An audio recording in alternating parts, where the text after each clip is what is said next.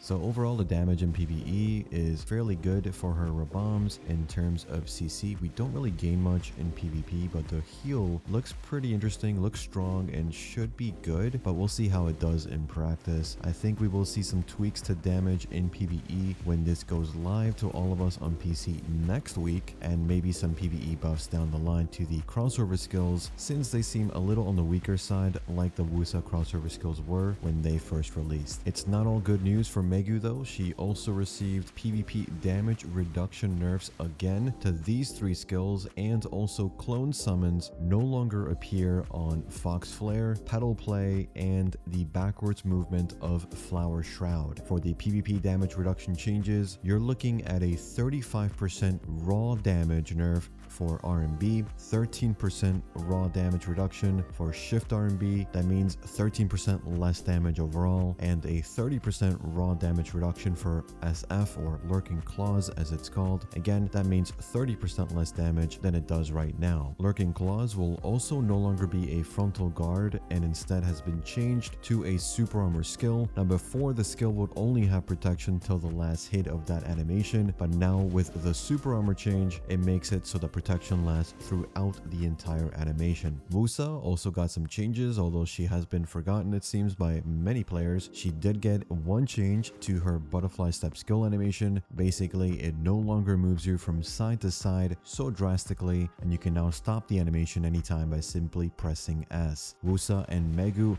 both still do not have their abyssal skills. Hopefully we see that sometime in the next week, because it's been a long time. Console players, I still do not know when you will get Maegu, but I did see your season was currently extended till late March, so it may be after that. For other updates, because we have a lot of them, we now have a lower contribution point cost for all of these nodes. You will have your contribution points refunded when this goes live if you have invested in these. More than likely, it's going to be in 2 weeks for us outside of the Korean region to get this update. Workers also received a lot of changes. Worker promotion time will now be 8 hours instead of 24 hours. The chance of your worker to increase in rarity through a promotion has also increased depending on the level. Each level increases the worker's chance to get promoted by 2%, and because of this, the pearls needed to skip that wait time has also changed. Worker skill change required XP has also been lowered to 20% instead of 50%. That means you can now change a skill up to 5 times on a level 30 worker with max XP. Before, you could only do that twice. Workers of higher rarity will appear more frequently as well in all towns except Old Wisdom Tree, because the rate's already pretty high for there, so the rates there will remain the same.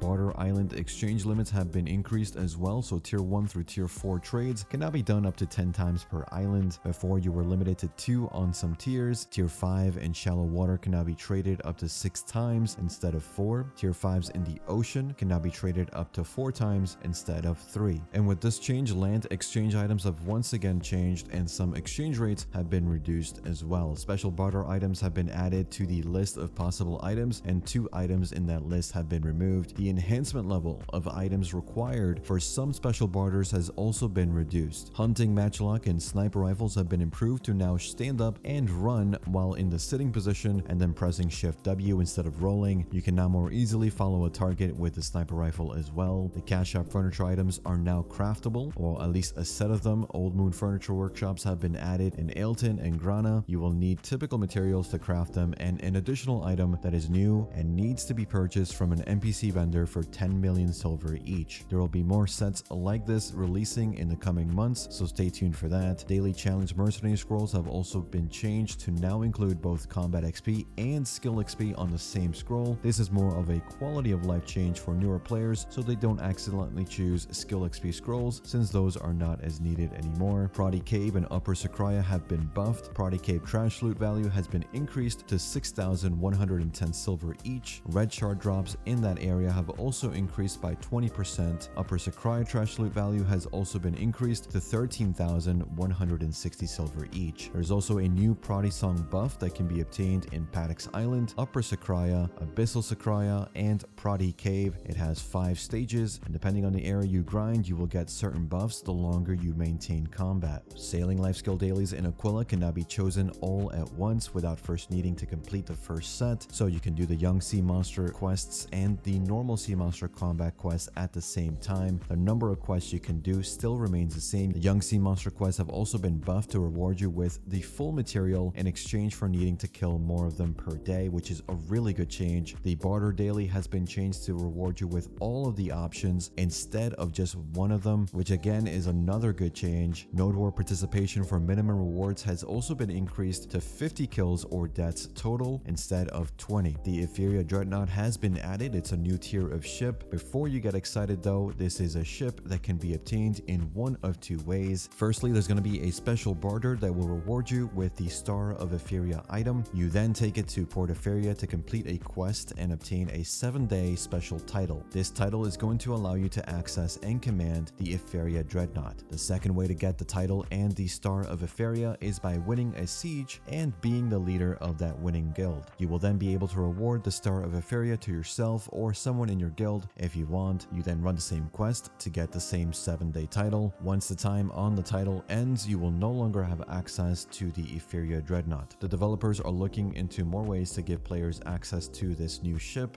I think personally making the Dreadnought a temporary vessel is a huge slap in the face to sailors and people who like the sailing life skill, but I'm really not that invested either way. Let me know what you think in the comments. When transporting characters through the character select window, the time it takes for them to move from city to city is now only 20 minutes instead of just 1 hour, which is a really good change. Agris Fever UI has been changed to be more obvious when you're full on Agris, which is good. Mount Hide UI preference now retains your settings for each mount instead of all mounts. And those are all the changes for this week's test server. A lot of stuff, like I said. Most of this stuff is going to come to Korea first on PC next week, then global regions on PC the following week. So in about 2 weeks, you'll see most of these changes. However, with that said, Maegu and all of her changes, her new skills, that is all coming to everyone next week. Let me know what you think about the updates. Which one are you most hyped for? What do you think about the Epheria Dreadnought? Let me know in the comments. And as always, thanks again for watching. Thanks for listening. I'll see you all in the next one. Take care.